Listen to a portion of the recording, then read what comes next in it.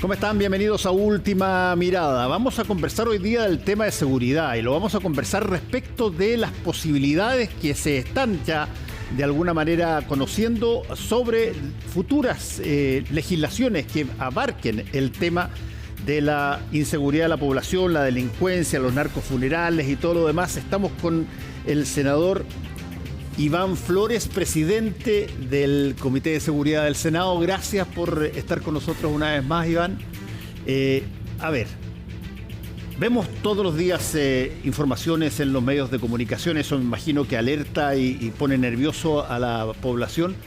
Y la pregunta es, ¿hay algo en las posibilidades de solución o por lo menos de enfrentar este fenómeno de inseguridad que sea nuevo respecto de las formas históricas de responder a este fenómeno? Hola, Fernando. ¿Qué tal? ¿Cómo estás?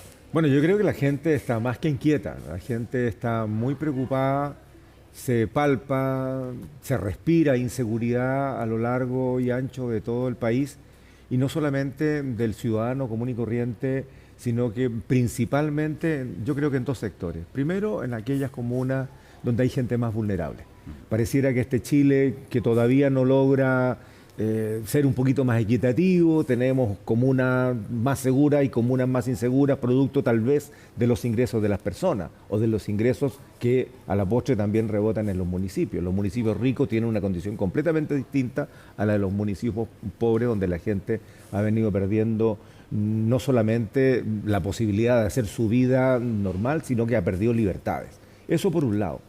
Y lo otro, Fernando, son las propias instituciones. Las instituciones que se sienten sobrepasadas, que se sienten faltas de recursos, que necesitan una institucionalidad mucho más robusta para poder enfrentar un problemazo que debimos haberlo previsto.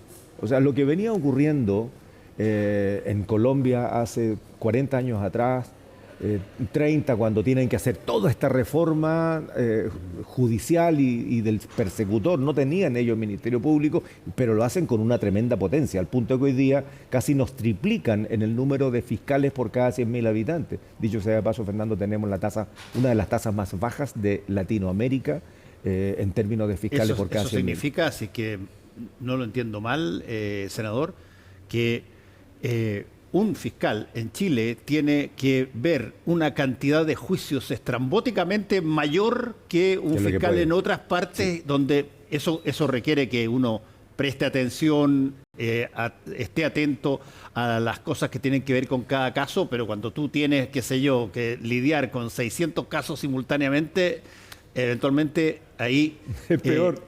Claro, la situación no estás en capacidad de poder tratarlos a todos con la misma profundidad. Es peor, Fernando. A ver, peor que eso. Sí, porque acabas de mencionar el número de casos por fiscal. Sí.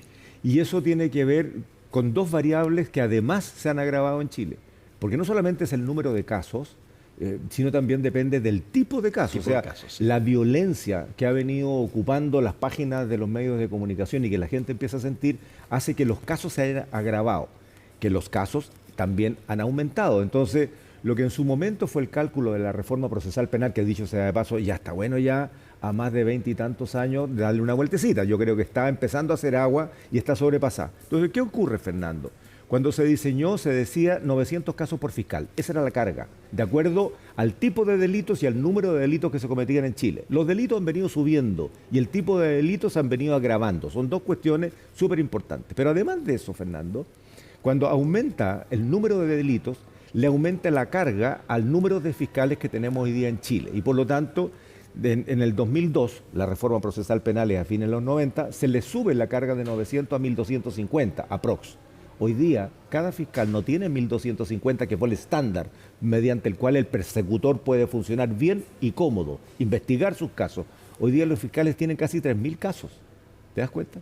2.900 casos para cifras redondas es lo que hoy día tienen como carga los fiscales. Entonces, ¿qué es lo que ha venido pasando? Cuando aumentan los delitos y se hacen más violentos y más graves, el fiscal se siente obligado a investigar más, porque lo que venía ocurriendo, particularmente en algunas regiones de Chile, donde los fiscales no daban abasto y terminaban archivando el 50, el 60 y hasta el 70% de las causas. Hace un par de años nomás habían regiones donde el 70% de las causas se archivaban por no conocer al imputado, porque nunca lo encontraron.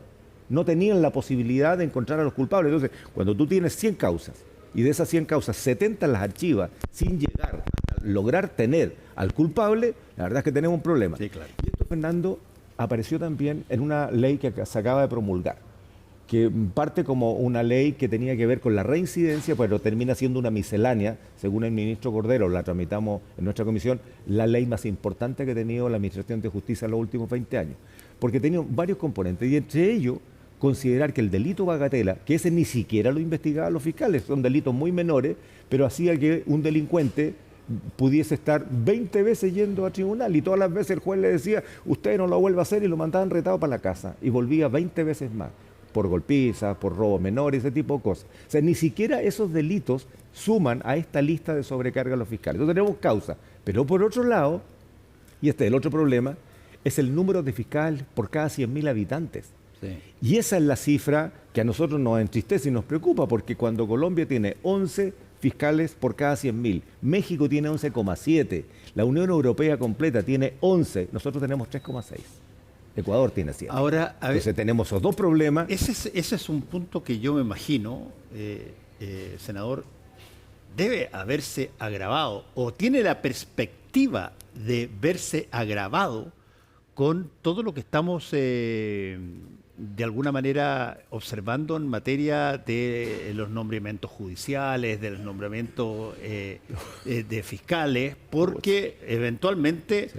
Ahí va a tener que haber un cambio en la forma y en la estructura que todavía no se visualiza exactamente cómo va a ser, pero no cabe la menor duda que si es que estamos adoleciendo de fiscales porque no hay lo suficiente y sin embargo tenemos simultáneamente una situación donde se observa cómo algunos de ellos han sido nombrados, uno dice, bueno, a ver, ¿qué arreglamos primero? ¿Arreglamos el problema de justicia o nos vamos al problema de poner más fiscales en cada región? El problema, tienes toda la razón, pero el problema es mucho más amplio y es más integral que esto. Lo que pasa es que cuando tú tienes en la casa de uno, digamos, una cierta necesidad, el jardín es de este tamaño, por lo tanto tú te programas para cortar el pasto, tú sabes lo que uno, tu pareja y tú consumen, por lo tanto la compra al supermercado es de tal magnitud, en fin, esa es tu vida. Chile venía siendo el país más seguro de América y por lo tanto las instituciones respondían a esa condición. Y los delitos eran, bueno, a veces era violencia intrafamiliar, no a veces. Ese es un problema que tenemos, pero nunca era del tamaño del problema de violencia general que hoy día tenemos. Entonces, las instituciones en general responden al tipo de demanda que te genera el país, pero se nos viene a nosotros una ola gigantesca encima producto de la permeabilidad de las fronteras, en donde junto con una ola migrante muy potente, muy importante, se nos coló el crimen organizado con camión y carro. Entonces, los demás países latinoamericanos que han venido transitando en ver cómo se van acomodando y respondiendo a lo que el crimen organizado le genera, en el caso de Chile fue de la noche a la mañana. Entonces tenemos todo el arco institucional saturado, Fernando. O sea, y aquí es donde se apoya el crimen organizado para avanzar con poco contrapeso. No digo sin, porque se hace un esfuerzo. Y está todo el mundo comprometido en eso, pero ni por cerca en condiciones de combatirlo en serio. Ahora, o sea, está todo sobrecalentado. Hemos hablado del persecutor. Cuando el persecutor falla, y aquí otro dato, Fernando, los jueces de garantía tienen una academia para formarse como juez de garantía. Los fiscales no. Contratan un abogado, concursan, contratan al abogado y al día siguiente fiscal. No hay una preparación. Lo están diciendo hace rato la Asociación de Fiscales que necesitan una preparación. Primera cosa. Lo segundo es que el crimen organizado se apoya en varias patas, a lo menos 3. Una de esas patas es la impunidad. Si llegan a un país donde la capacidad del persecutor está sobrepasada y la administración de justicia es débil, o sea, cuando en una región archivan el 60 o 70% de las causas, significa que el 60% de los crímenes quedaron impunes.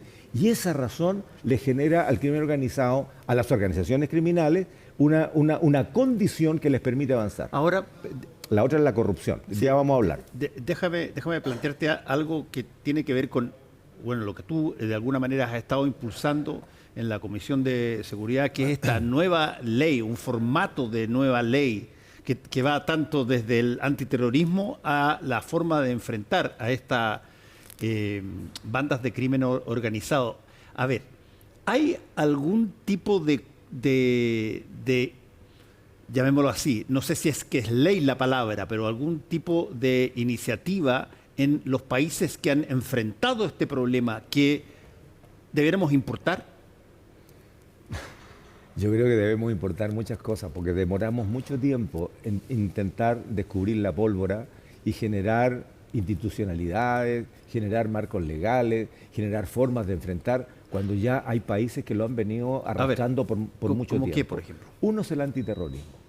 O sea, y hoy día, fíjate, particularmente en Europa, y estoy hablando de países que no se caracterizan justamente por una alta represión a la comunidad en general. Son países altamente democráticos, donde las instituciones funcionan, la gente tiene una cultura que respeta la institucionalidad y la cosa funciona. Hay servicios adecuados, el Estado está presente. En esos países los sistemas de inteligencia son gigantescos, porque lo que hacen es justamente evitar que se les cuelen de otros lados prácticas como son la organización criminal que genera actos terroristas. Hay una liga entre el crimen organizado o las organizaciones criminales que hacen crimen organizado y el delito terrorista. Y empiezan, fíjate, a preocuparse, y es algo que estuvimos conversando con instituciones que trabajan con inteligencia, que son altamente sofisticadas, que es el activismo violento. El activismo violento, la libertad de expresión es algo sagrado en las democracias fuertes. Sí. Cualquier persona puede organizarse, marchar, decir lo que estime, y se le respeta y se le cuida. Pero hay algo que no lo está del todo descifrado, y se ha visto en Francia, se ha visto en Alemania, se ha visto en algunos países, donde junto con las marchas, la hemos visto en Chile, junto con las marchas hay pequeños grupos que lo que hacen es un activismo violento. Y el paso que hay entre el activismo violento, el que no busca decir algo, el que busca romper algo, hay un paso muy corto entre eso y acto terrorista. ¿Qué es lo que ocurrió en Chile? En esta indefinición rara que hemos tenido en el tránsito de delitos nuevos, se hizo en el 2011, esto fue del gobierno del presidente Piñera 1, una modificación a la ley que la hizo impracticable, a la ley antiterrorista que existe. Tenemos una ley que los tribunales no la aplican y el querellante tampoco la pide que se aplique, porque la ambigüedad hace que en el tribunal sea muy difícil demostrar la intencionalidad de generar un acto terrorista. O sea, el caso de Petronelo, le estalla la bomba en la mano a esta persona, ¿no? Iba a colocarla, se sabe exactamente dónde, pero demostrar la intencionalidad y no le pasó nada. El señor Petronelo se murió por otra cosa después, pero por esa razón no le pasó nada. Entonces, bueno, ningún gobierno a partir de esa fecha ha tomado este tema del terrorismo como en serio. Yo creo, y es una opinión personal, que producto de lo que estaba pasando en la macrozona norte, donde se mezcla la reivindicación mapuche, el pueblo mapuche ha estado muy incómodo, y se mezcla con la penetración de las organizaciones criminales con algunos miembros de comunidades mapuche que lo que requieren es una solución política que es distinta. Nadie se atrevió porque no se entendía claramente lo que está pasando. Yo espero que la comisión esta de paz y reconciliación lo resuelva y separar entonces lo que es organización criminal terrorista en la macrozona sur respecto a lo que son las reivindicaciones mapuche. Y en ese caso, Fernando, parecía como que hablar de ley antiterrorista, y para este gobierno en particular lo fue en sus inicios, era como decir, yo no me meto en ese cuento, digamos. O sea, no. Se dijo, cuando el presidente Boric reconoció que habían actos terroristas en su visita a la Araucanía, la primera, se dijo que se iba a hacer una ley. Y no llegaba, y no llegaba, y no llegaba. Entonces, lo hicimos nosotros en la comisión. Y surgieron 3 proyectos de moción parlamentaria. Necesitamos una ley antiterrorista. Esa es la que se está discutiendo. Se refundieron, el primer proyecto fue mío, después estaba en paralelo el de la senadora Bodanovich y después apareció el senador Sandón y el senador Kass. Y aparece el gobierno con su proyecto. Unos eran de una ley nueva, los otros eran reformas de las actuales. Cuento corto, esa ley la despachamos en la Comisión de Seguridad y la despachamos del Senado. La acaba de aprobar la Cámara la semana pasada con algunas enmiendas que son bastante buenas y regresan ahora al Senado mañana. Yo espero que cuando se dé cuenta en la sala el día martes, nos la pasen a la comisión. Hay un tema que cada vez que se habla de esto y sobre todo de leyes antiterroristas, genera de alguna manera los puntos de división, Sí. que es, no tenemos ningún problema en que Carabineros enfrente al crimen organizado, incluso que haya más carabineros, pero el punto pasa en un momento dado, dice, bueno, donde la gente divide sus opiniones y dice, ¿y los militares qué hacen? ¿Militares entran o no entran en esta situación para defender no solamente el territorio en términos de sus límites, sino que también a las personas? Y ellos mismos han dado a veces opiniones diciendo, mira, esta cosa de repente puede ser algo contraproducente, pero básicamente dentro de lo que ustedes están viendo y lo que tú has planteado, ¿cuál es el rol para la seguridad pública interior del Estado ya no exterior, sino que interior del Estado utilizar a las Fuerzas Armadas? Sí. Bueno, mira, cierro la ley antiterrorista. El proyecto yo creo que va a ser un buen proyecto. Primero, porque define exactamente cuáles son las condiciones de organizaciones terroristas, incluso la figura del lobo estepario, que no la tiene en la actual ley y que nosotros la incorporamos. Y luego hay un... Lobo estepario entendido de que el terrorista individual. Claro, porque por definiciones antiguas, digamos, de Naciones Unidas y de nuestra ley, una organización terrorista son 3 o más personas que de manera permanente se reúnen y toda una serie de otras cosas que definen una organización terrorista. La figura del lobo estepario no estuvo, pero está. Hoy día Naciones Unidas lo reconoce y nosotros la colocamos dentro de nuestro proyecto. Y fue discutida en la Cámara. Fue discutida, o sea, algunos querían sacar la figura del lobo estepario. Este gallo se volvió loco, nada más. Sí, pero un tipo que se vuelve loco y que coloca una bomba incluyendo la posibilidad de que él se muera en la misma caso, pero en medio de un mall. Exacto. Cheta. Bueno, por eso es que definimos un largo catálogo de delitos que deberían ser considerados terroristas. Qué sé yo, formas de secuestro, sustracción de menores y una serie de cosas. Definimos los agravantes para esos delitos y definimos que todas las penas son presidio, ojo. Incluso, no solamente a los quienes integran o financian o reclutan personas para una organización terrorista, sino que además los que financian desde afuera sin pertenecer a la organización. O sea, nadie se la lleva a pelar. Y todos los que participan financiando, actuando o generando actos de terror, finalmente parten de 5 años para arriba y se van agravando en la medida de que, por ejemplo, reclutan menores o preparan menores o son parte de la organización y además colocan recursos, en fin, se agrava. Puede llegar de 5 años a 15 años y para arriba. Luego, es mucho más grave todavía si hay funcionarios públicos relacionados. O sea, hay toda una descripción de delitos, agravantes y penas que permiten tener ahora... Estamos hablando del nuevo proyecto de ley del que empezamos a trabajar mañana, yo espero, ya en nuestra comisión. Cierro y voy a tu pregunta. Las Fuerzas Armadas que la han estado pidiendo desesperadamente, particularmente alcaldes de algunas comunas que tienen una situación crítica en seguridad, es razonable la solicitud, pero la pregunta es, ¿y para qué?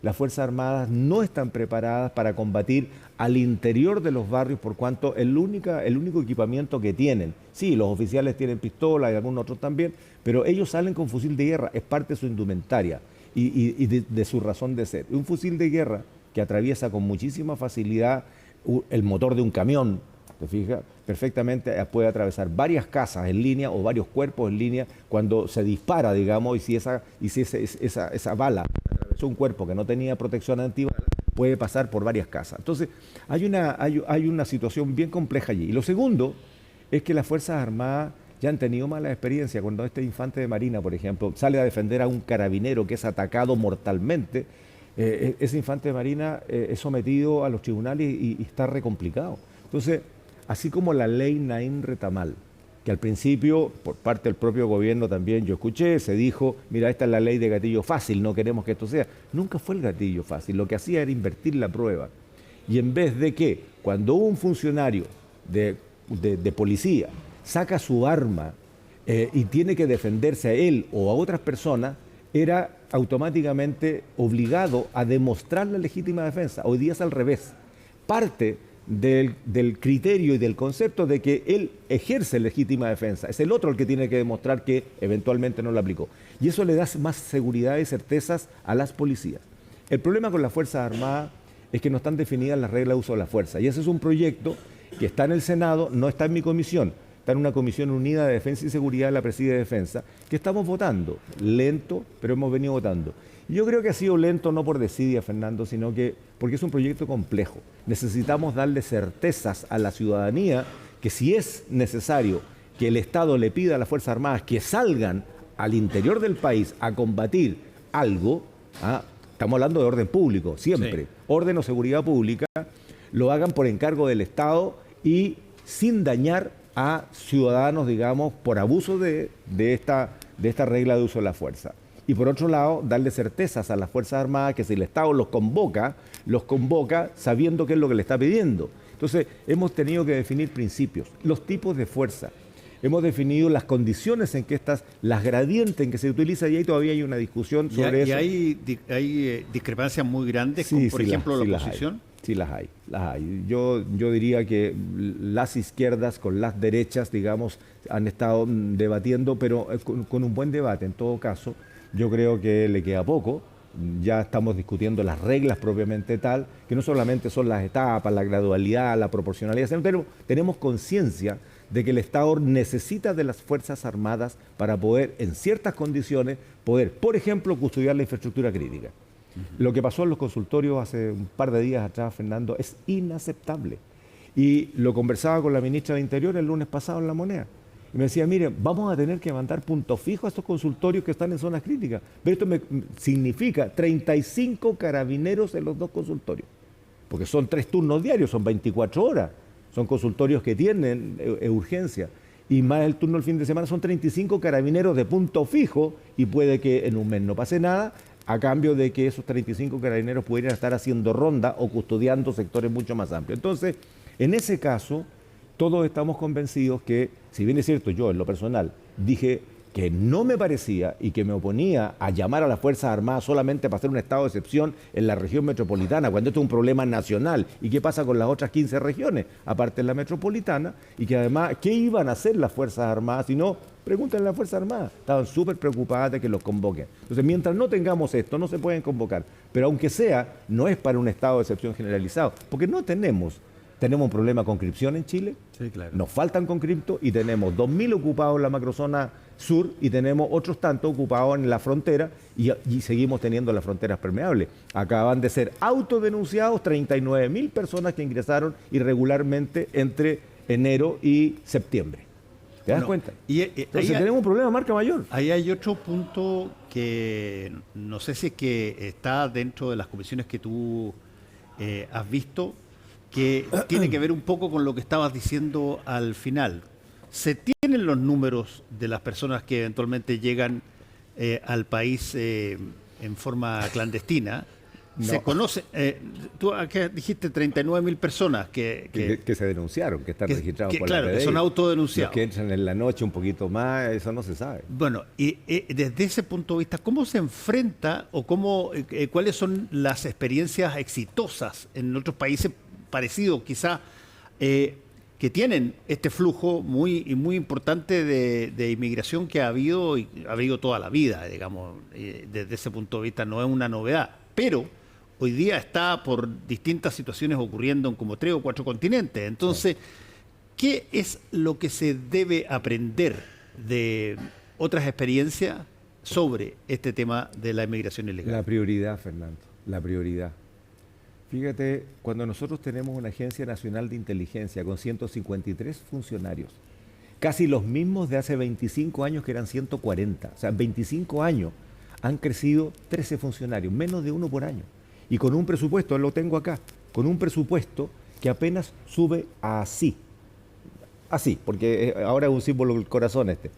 De verdad tenemos un remedo de institución de inteligencia que hacen un enorme esfuerzo. Mira, yo era bien crítico de la ANI, hoy día le tengo un tremendo respeto, he estado en muchas reuniones con ellos y veo el esfuerzo que ellos hacen, con falta de agentes de campo, con falta de recursos financieros, con falta de todo, pero entregan informes porque además ellos utilizan otras fuentes de otros aparatos de inteligencia para acoplarla al caso chileno. Pero sigue sin entender el Ministerio de Hacienda la contundencia que se necesita.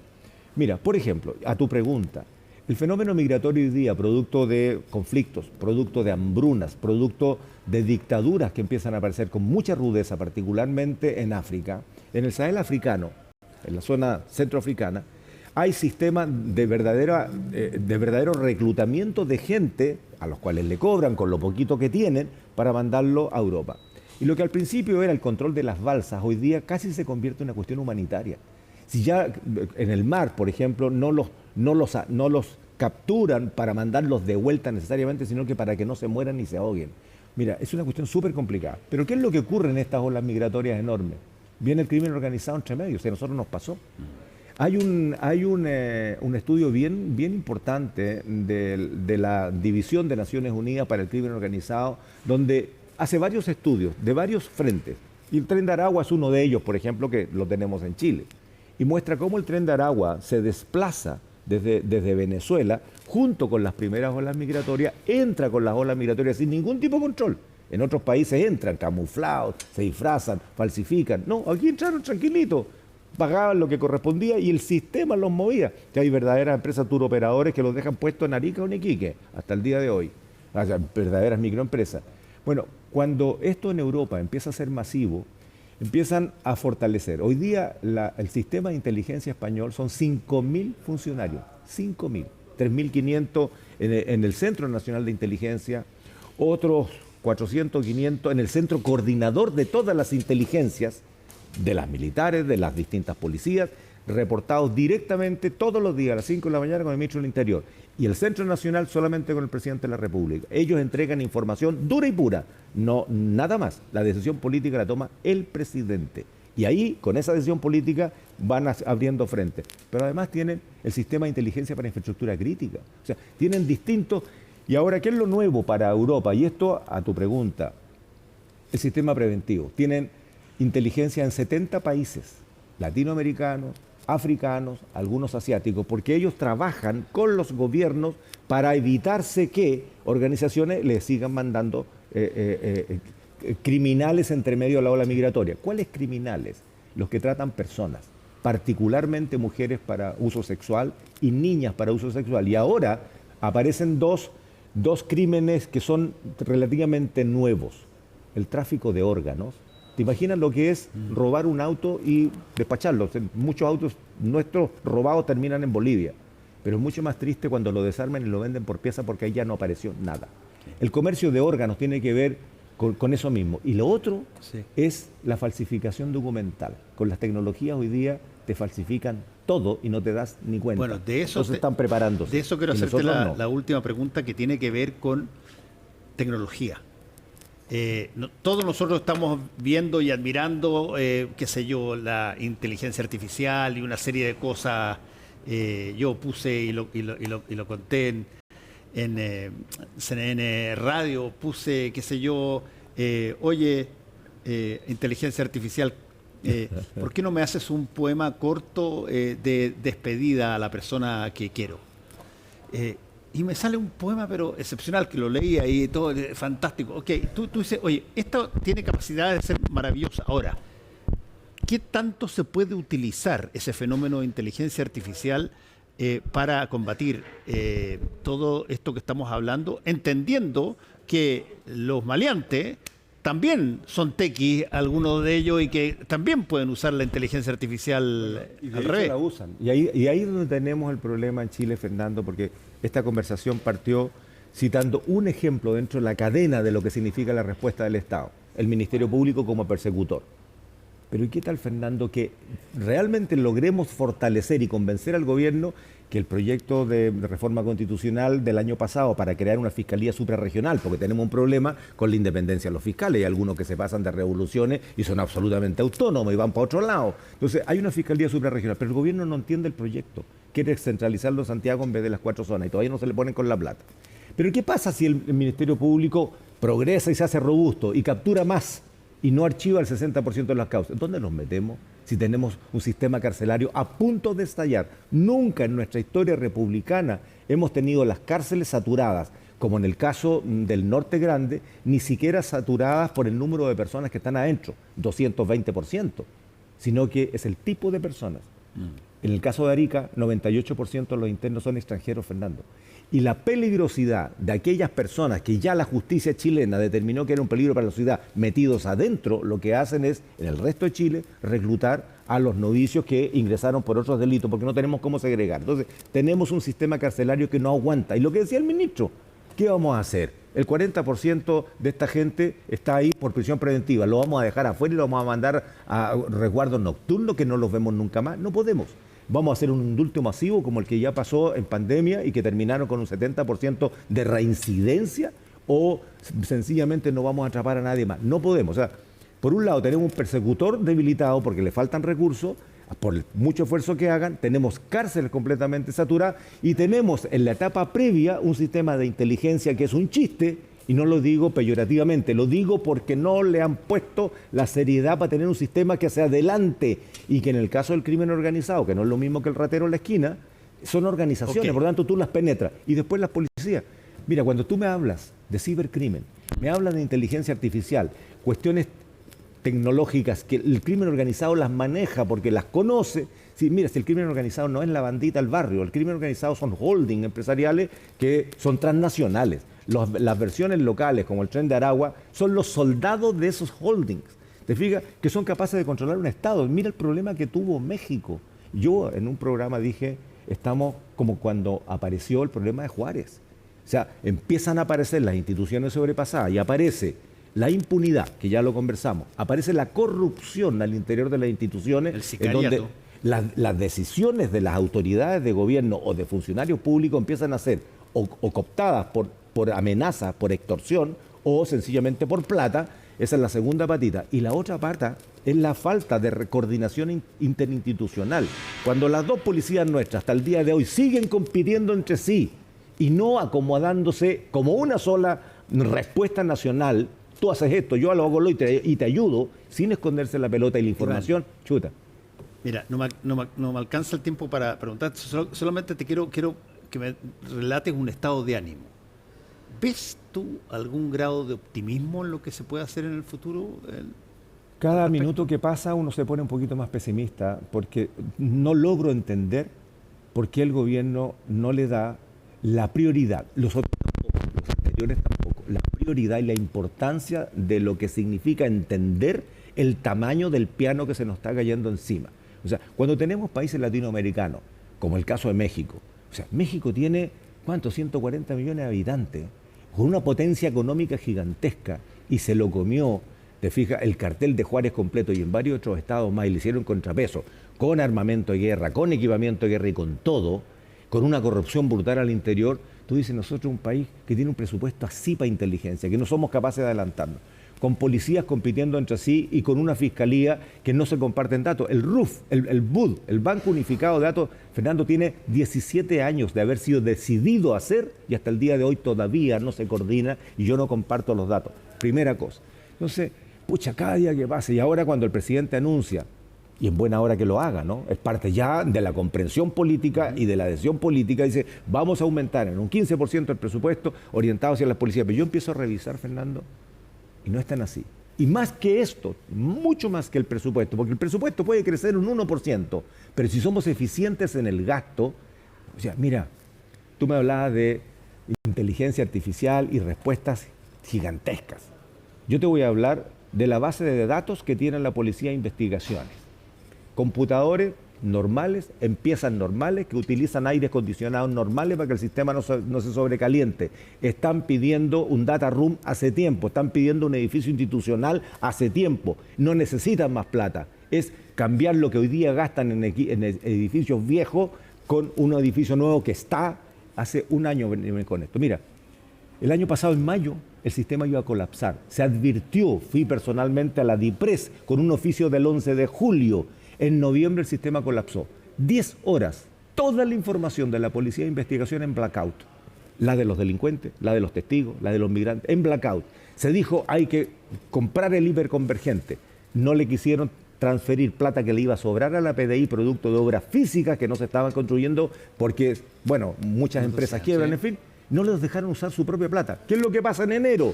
En enero la PDI dice, por favor, necesitamos este equipo, vamos a volver a colapsar en toda la información que tenemos. Y le dicen, no tenemos plata, bájele, ¿a quién le quiere bajar? Y le bajaron apenas los 5.000 millones de pesos que tenían para comprar vehículos de urgencia, le bajaron 3.000 que costaba el hiperconvergente. Entonces la Policía de Investigaciones se va a quedar casi sin vehículos. ¿Y queréis que te la cuente peor todavía? Pero tiene que ser en 30 segundos. No, en uno.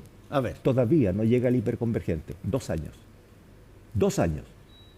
Colapsó en noviembre del año pasado, les dijeron que rebajaran las platas de compra de vehículos para los que lo compren y todavía no ha llegado, todavía sigue haciendo. Entonces, la desburocratización, más que el aumento presupuestario, es urgente. Yo estoy diciéndole al gobierno, hagamos un fast track.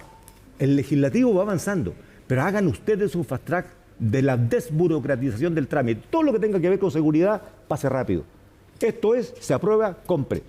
Listo. Pero teníamos 2 años, Fernando, para un equipamiento crítico. Disculpa que te haya demorado en esto, pero a mí me parece no solamente patético, me parece grave que todavía las policías no tengan la respuesta. Debían haber llegado 1.300 vehículos este año, producto de este apoyo especial. ¿Sabes cuántos se han comprado? 120. Fin de la historia. Senador, muchas gracias una vez más por haber sido además tan explícito en algo que no todo el país entiende, cómo se producen las asignaciones a enfrentar, por ejemplo, en este caso, el crimen organizado por parte del Estado. ¿Te puedo dar una última señal de preocupación, Fernando? Menos que cortita. Ojo con Bolivia. Bolivia está en una situación interna muy complicada. Ahora mismo Evo Morales, que era el otro líder que está, pero tenemos una incomodidad económica, una incomodidad política, una dificultad para gobernar con el sistema político que tiene. Cuidado que no se nos vaya a venir una segunda ola migratoria desde Bolivia, que puede ser muy complicado con ya la presión de la ola migratoria que tenemos en Chile. Solo un dato. Muchas gracias por haber estado con nosotros una vez más. Gracias a ti, Fernando. Nos vemos mañana, por cierto, tempranito a las 7 de la mañana en CNN Radio con Carolina Urrejola y después con Última Mirada. Buenas noches.